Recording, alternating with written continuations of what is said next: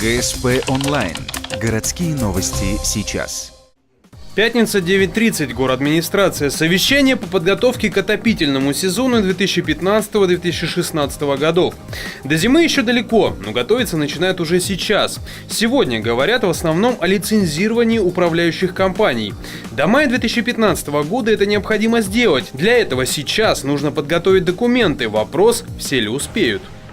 У меня имеет место быть информация о том, что не все у вас так хорошо. По ряду управляющих компаний по информации комитета документы не поступили.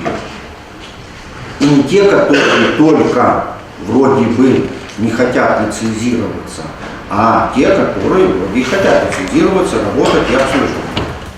Часть управляющих компаний документы уже направила, но они не соответствуют норме. В число УК, у которых не все в порядке, входит Ухта-Жилфонд, СМУ-12, Дом-сервис, ООО «Партнер».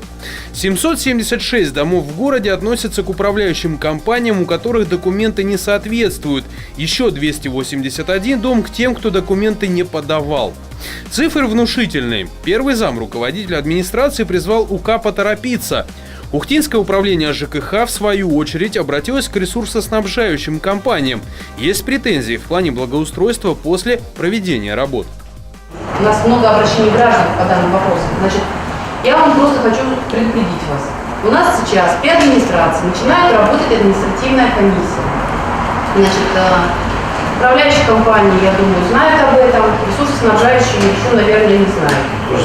Знаете, да? Значит, если у вас нет денег на благоустройство, найдутся деньги на штрафные санкции.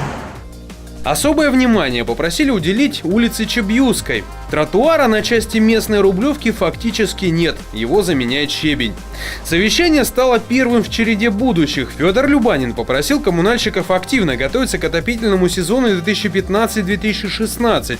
В конце мая в Ухту с инспекцией прибудет республиканский передвижной штаб по подготовке к холодному сезону. До этого времени должен быть составлен комплексный план подготовительных работ.